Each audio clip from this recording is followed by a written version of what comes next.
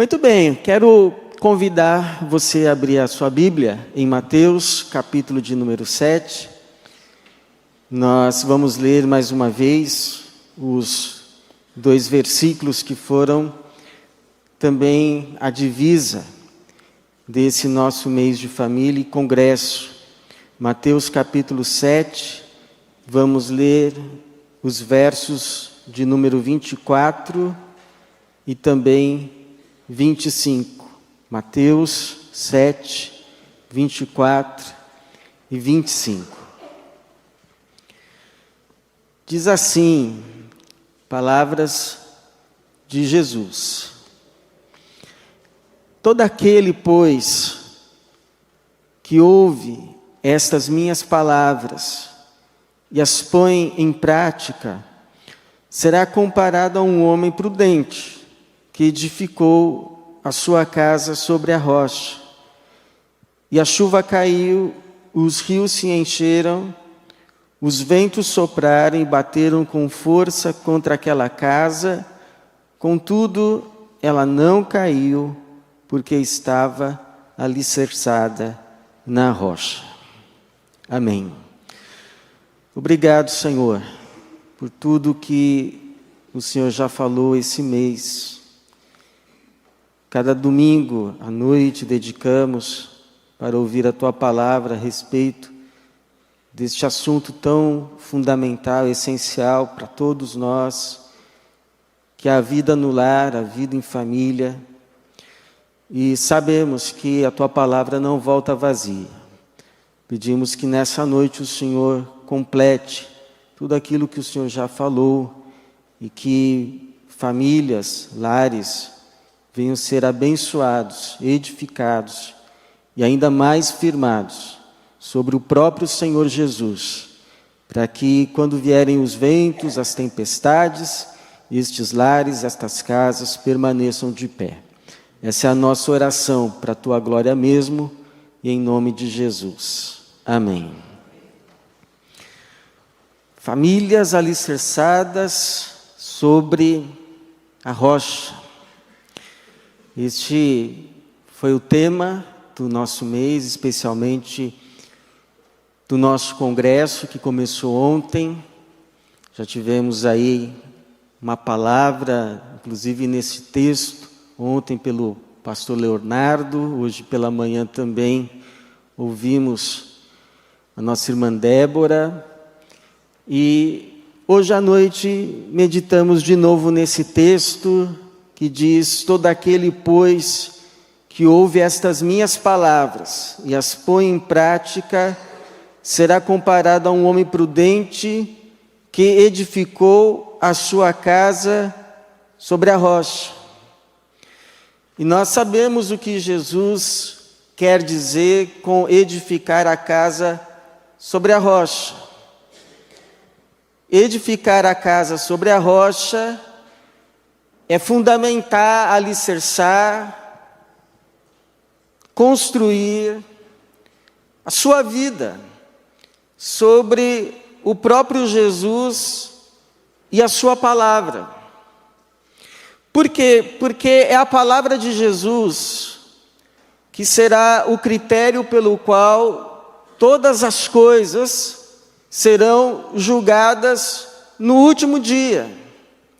A gente pode interpretar esses rios se enchendo, o vento batendo contra a casa, como as intempéries dessa vida nossa comum, do dia a dia, e pode ser, mas o que Jesus de fato estava se referindo é o último dia.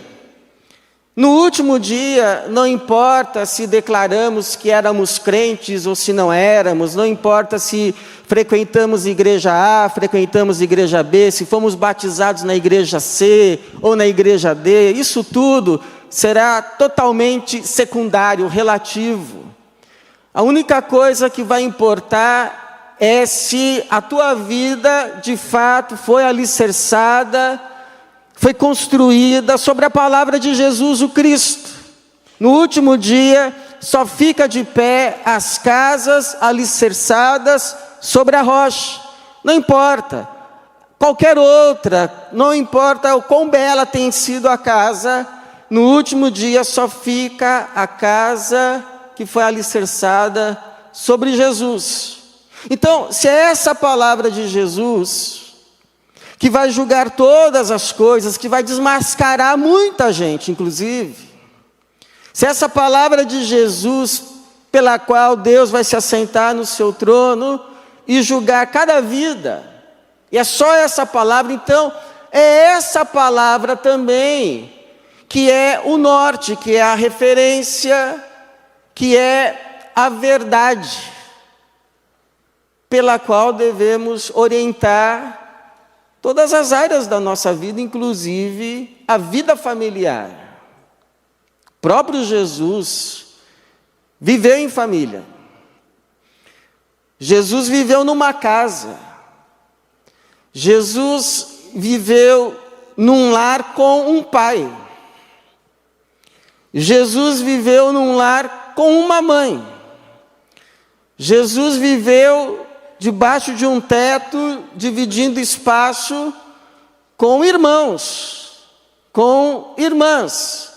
E ele viveu essa vida comum, familiar, de acordo com a sua própria palavra.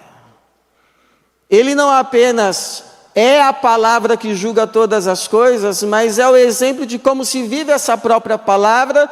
Jesus viveu a sua vida no lar, debaixo da sua própria palavra, porque a palavra de Jesus é a palavra de Deus. Então a pergunta para respondermos nessa noite, irmãos, é: o que a vida de Jesus em família nos ensina sobre família? Muito mais do que ele falou a respeito de família, mas como ele viveu em família, que essas coisas nos ensinam.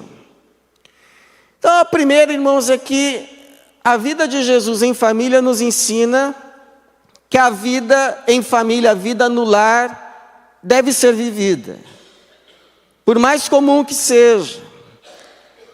Mesmo Jesus sendo quem era, e sabendo quem era, ele tinha consciência de quem ele era, ele não se negou a viver a vida do lar em cada fase da sua vida.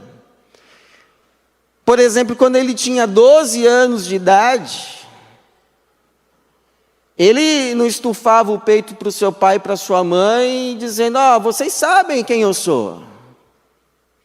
Vocês estão se esquecendo do que o anjo falou?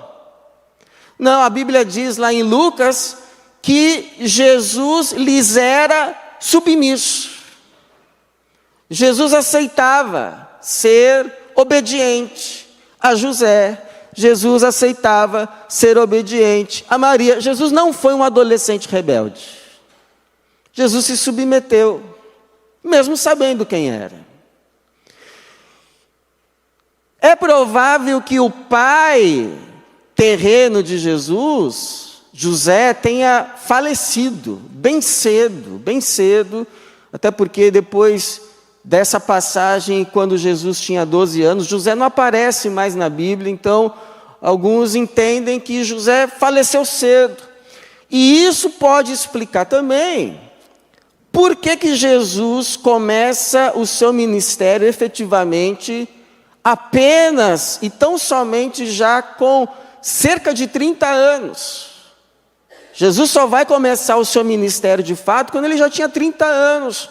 Uma das possíveis explicações é que, como seu pai morreu muito cedo, ele muito cedo teve que assumir as responsabilidades de sustentar o lar, de sustentar Maria.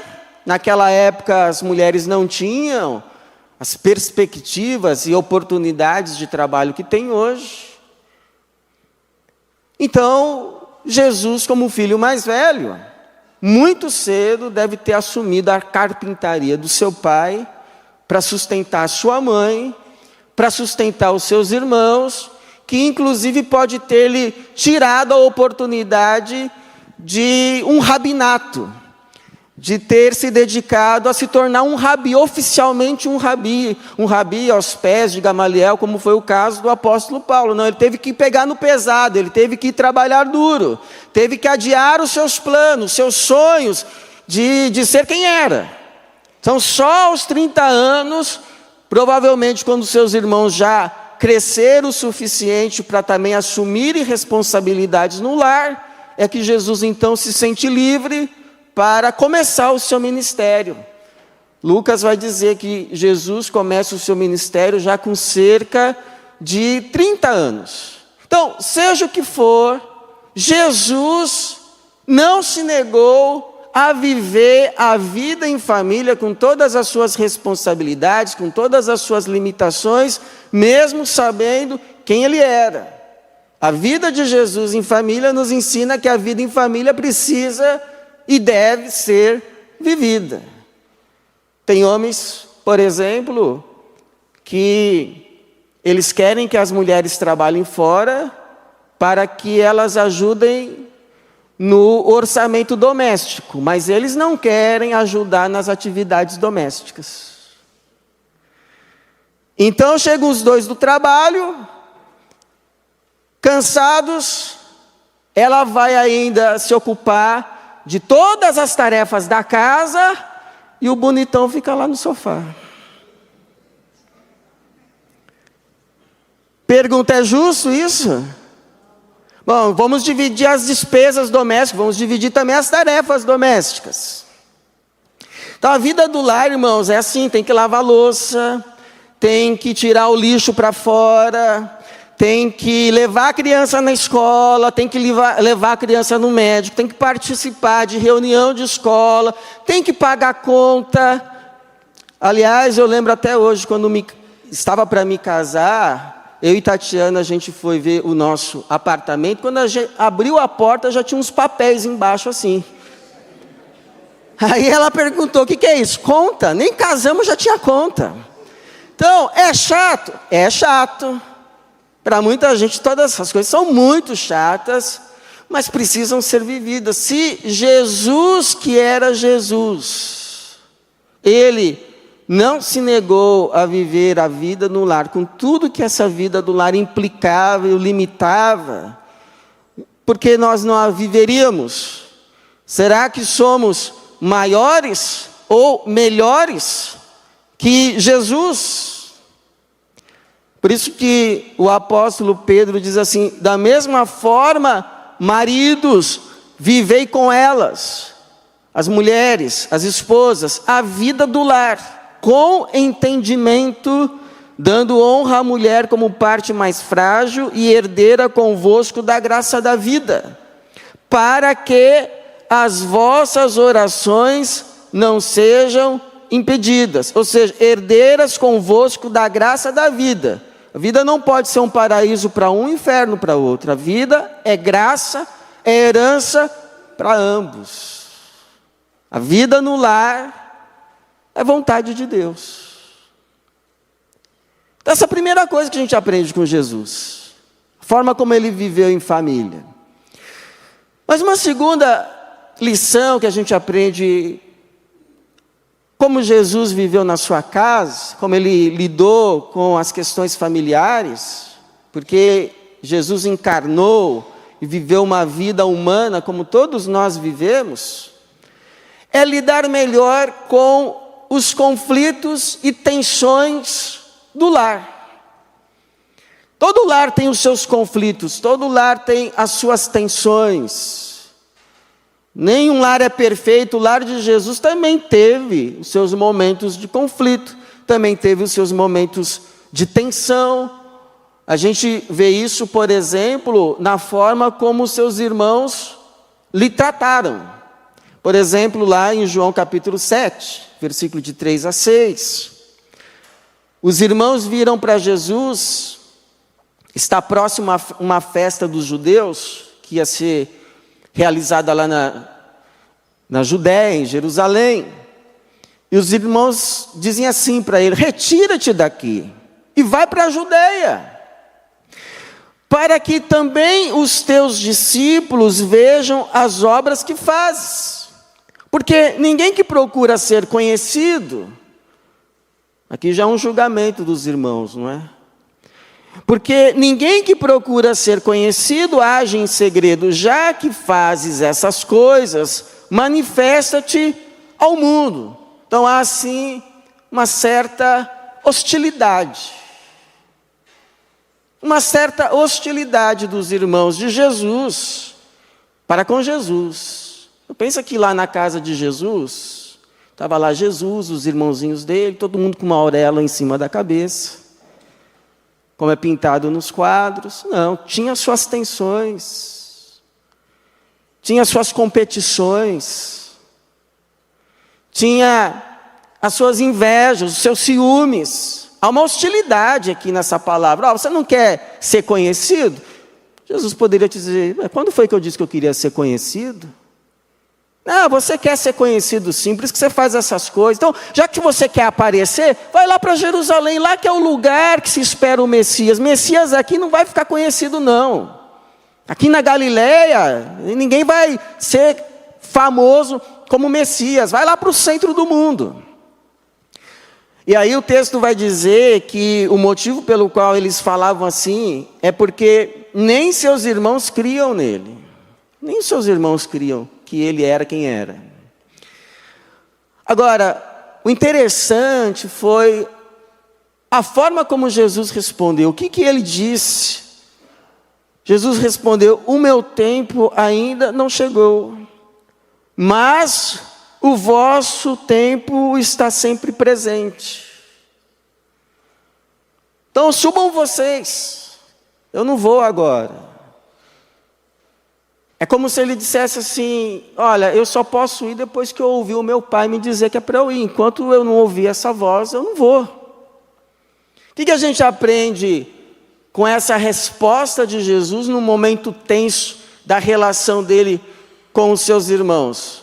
Uma coisa que a gente aprende é ouvir e responder.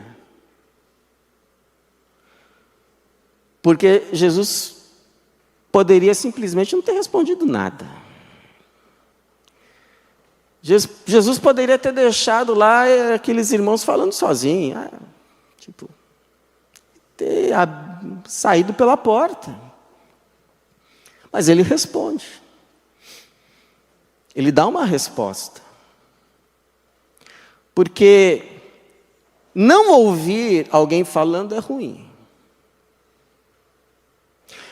Ouvir alguém falando e responder mal é pior. Agora, ouvir alguém falando com você e não responder nada é cruel. É cruel. Porque você deixa a pessoa no escuro. A pessoa não sabe o que você está pensando, que não sabe, ficou no escuro. Você deixou a pessoa no escuro.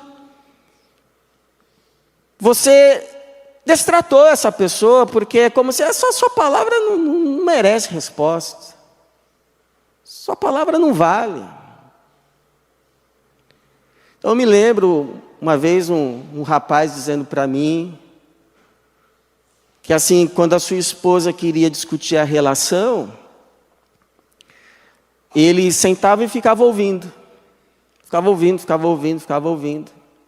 Aí, quando ela parava, ele simplesmente perguntava, pronto? Tipo, acabou? E levantava e ia embora. Imagino que essa atitude cruel humilhava mais do que muitas palavras.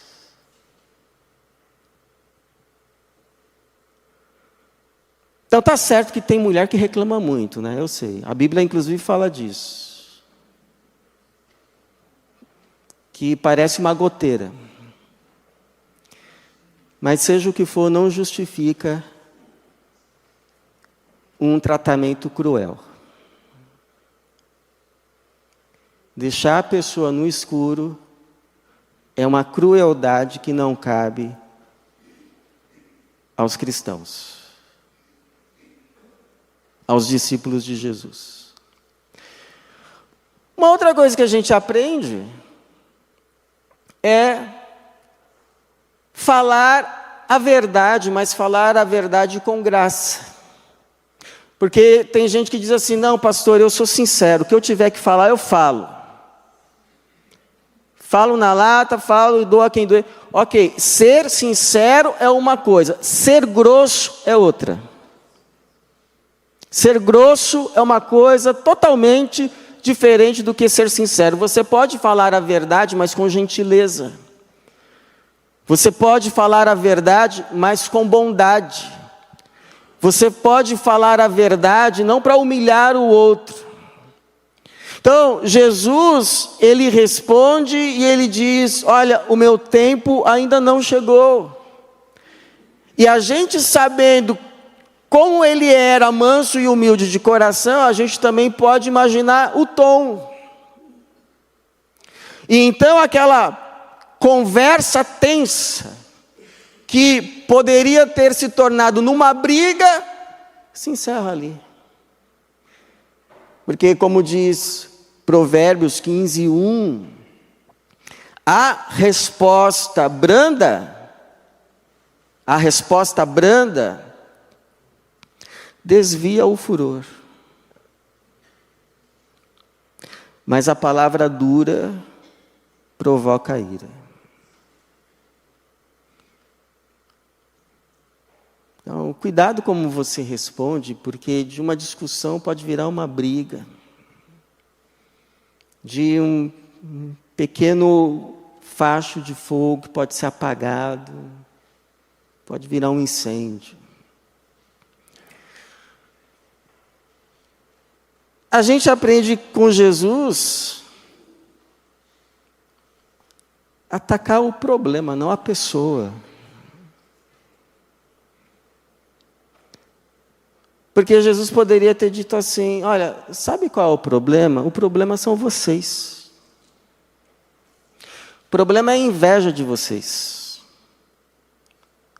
O problema é o despeito de vocês. O problema é a incredulidade de vocês. Mas Jesus não fala uma palavra de crítica às pessoas dos irmãos. Ele se limita a falar a questão. A questão é que o meu tempo não chegou. Ponto. Atacou o problema, não as pessoas. Por mais que elas mereciam. Então, eu ouvi a história de uma senhora que ela não conseguia dormir porque o marido, à noite, ficava ouvindo rádio. Ouvia rádio. E chegou uma hora que ela falou com ele assim, olha, meu amor, eu não consigo dormir. Amanhã eu tenho que acordar cedo, eu não consigo dormir com esse rádio ligado. Você poderia usar fones de ouvido? Então não atacou o marido, apenas o problema. Porque a língua saudável, Provérbios 15:5, a língua saudável é árvore de vida. Quantas dores, quantas feridas, quantos ressentimentos não podem ser evitados se nós imitarmos Jesus. Porque depois que a palavra foi, meu irmão, você pode até pedir desculpas, você pode até pedir perdão, mas já machucou. Já machucou. Então a gente aprende isso com Jesus, a gente aprende que a vida do lar precisa ser vivida com todas as suas limitações, contingências. Não dá para o sujeito casar-se e querer continuar vivendo como se fosse solteiro. Você casou, meu amigo. Agora tem limites. Tem restrições. A sua prioridade agora é a sua esposa, são os seus filhos. Não dá mais para viver como solteiro. A responsabilidade é a casa. Tem as suas restrições, mas a vida do lar precisa ser vivida. Jesus aceitou as restrições. Jesus aceitou os adiamentos. Jesus se submeteu. E a vida de Jesus nos ensina como lidar nos momentos de tensões, a cuidar da nossa boca, a cuidar das nossas palavras, a pedir como o salmista: Senhor, coloca um guarda na minha boca, não deixa eu usar as minhas palavras para produzir morte aqui dentro da minha casa. Que as minhas palavras sejam para edificação, não para destruição. Aí a gente começa a falar disso, vem um monte de história na cabeça. Eu lembro uma vez, no seminário, numa aula lá de psicologia, que o professor contava um caso de um menino que estudou lá, e ele ia muito mal nas matérias, muito mal, que foi feito uma consulta. Foi ver qual era a razão, e a coisa era só psicológica, porque, inclusive, foi descoberto que aquele rapaz tinha um QI enorme. E aí, conversando nas terapias, chegaram ali o ponto, quando aquele menino era criança ainda, um dia o seu pai virou para ele e disse: você não vai dar nada na vida. E aquilo ficou. Então, tome muito cuidado com os momentos de tensão, com aquilo que sai da boca, porque a Bíblia diz que a palavra, a língua, é um veneno. É um veneno. Mas a gente aprende com Jesus ainda uma lição, uma verdade. Você quer de fato o bem da sua casa? Você quer o bem da sua família? Você ama muito a sua família? Você ama muito a sua casa, de verdade? Então, não cometa o erro de colocá-la no lugar de Deus. Se você ama a sua família, deixe Deus no lugar em que Ele mais abençoa a sua casa, no centro. É como o sol precisa ficar no centro, para que haja vida na terra. Se colocar a terra no lugar do sol, acaba tudo. Então, esses dias eu ouvi uma entrevista lá, um entrevistador entrevistando um pastor, e o entrevistador: olha, como que faz para a gente conciliar vida com Deus, trabalho, família? E aí o pastor deu aquela resposta tradicional, Deus primeiro, família em segundo, trabalho depois. Ok, se isso faz sentido para você, tudo bem, eu não vou discutir isso, mas vou dizer para você, eu prefiro aquele ensino que eu ouvi de um pastor que diz o seguinte: Jesus precisa estar no centro. E todas as áreas da vida ao redor dele, orbitando ao redor dele. Ele precisa estar no centro. Então, quando ele está no centro, vai ter momentos que ele vai dizer para você priorizar uma determinada área, outros momentos para priorizar outra área, a fim que de tudo fique equilibrado, e ele continue no centro, cuidando de tudo, irradiando a sua bênção, irradiando a sua graça para todas essas áreas. Ele que sabe qual é o momento que você deve dar mais atenção para uma área, outro momento que você deve dar atenção mais para outra, a fim de que tudo continue sendo abençoado. Ele, por exemplo, Jesus viveu a sua vida teocêntrica, ou seja, com Deus no centro, e a sua vida teocêntrica fez com que ele, em alguns momentos, não permitisse que a sua família interferisse na sua caminhada para a cruz. Ele não permitiu que a sua família desviasse ele do centro da vontade de Deus para ele. Por exemplo, quando a sua mãe fica sabendo que de tanto ele trabalhar no ministério, ele não tinha tempo para comer, então ela vai, reúne os irmãos, chega onde ele está, pede para falar com ele, avisam ele, sua mãe, os seus irmãos estão lá querendo falar com você. Ah, não, se é minha mamãe, eu paro tudo. Jesus, sabe o que Jesus disse? A minha mãe e os meus irmãos são aqueles que ouvem e fazem a vontade do meu Pai. Bom, palavras parecem duras, mas foi as palavras que acabaram salvando a família dele depois. Porque lá em Atos, vai ver a família dele, a mãe e os irmãos, numa reunião de oração.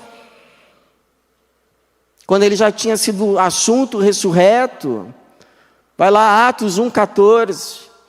A mãe de Jesus e os irmãos em oração a Jesus.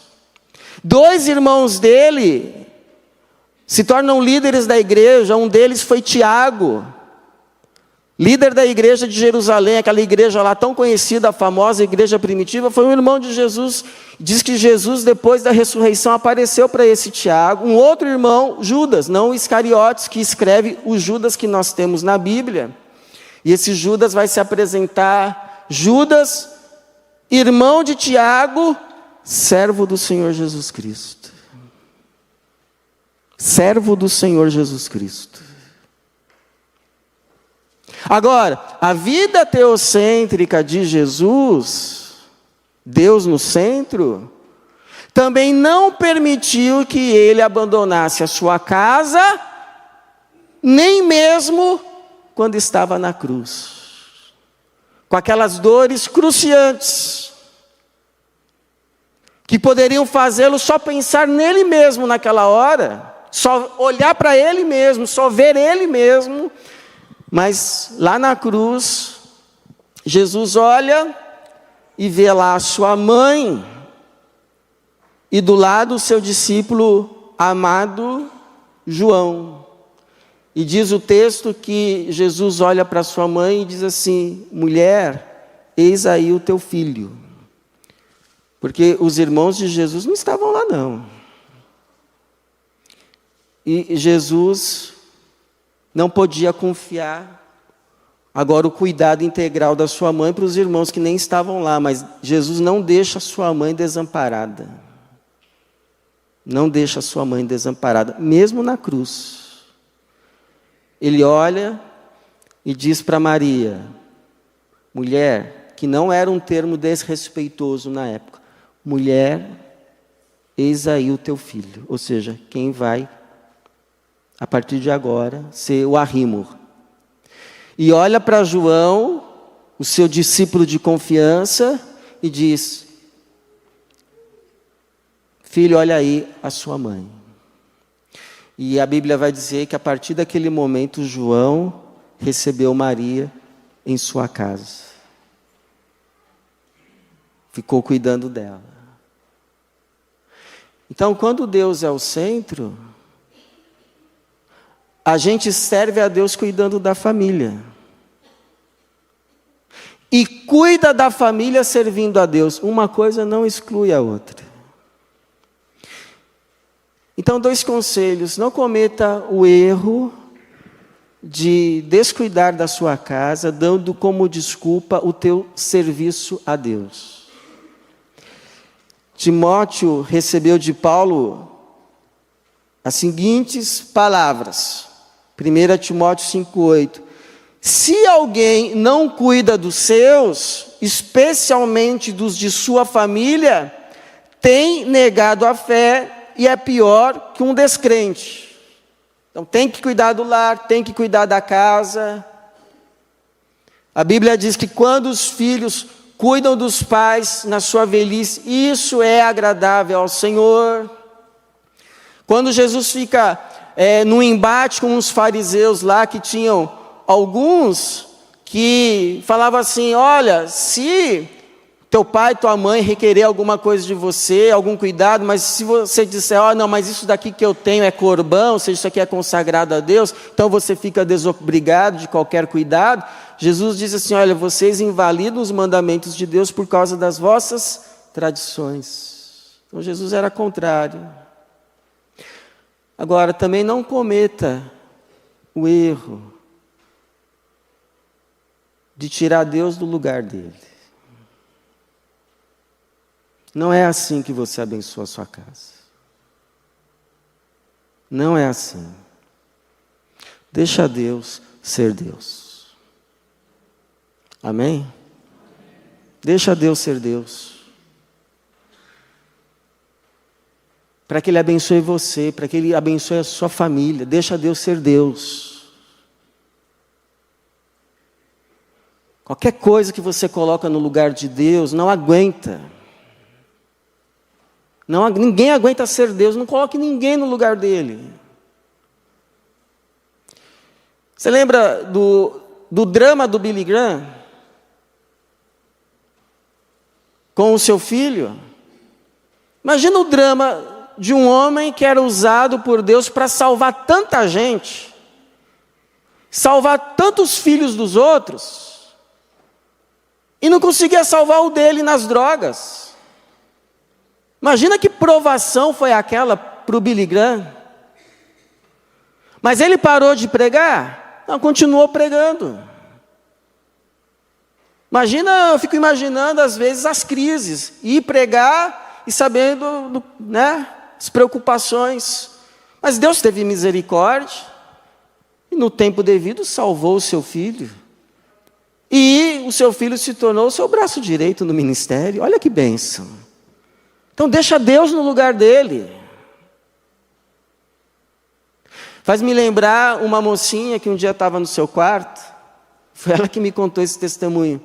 Ela disse assim, estava no quarto, pastor, e aí eu olhei assim para cima e vi que a lâmpada estava bem no centro do teto. Bem no centro. Aí eu falei, é por isso que Jesus precisa ficar no centro da nossa vida, porque aí Ele ilumina tudo. Aí Ele ilumina cada parte da vida.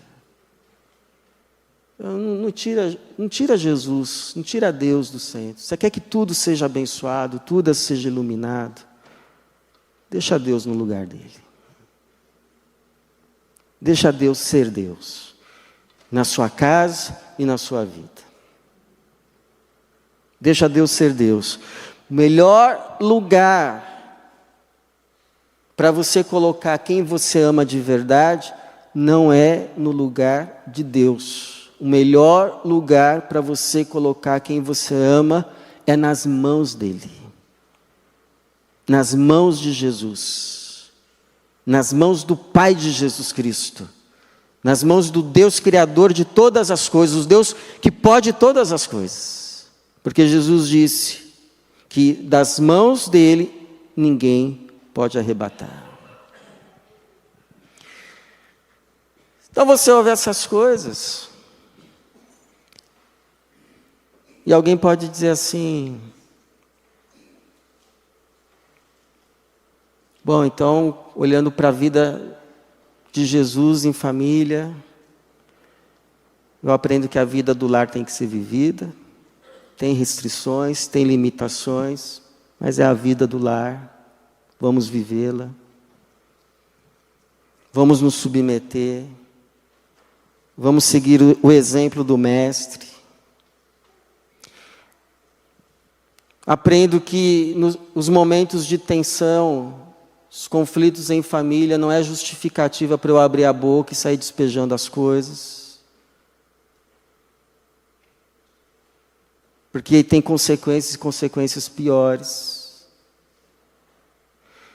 E aprendo que o grande desafio é, a maior prova de amor que eu dou para os meus é deixar Deus no lugar dele.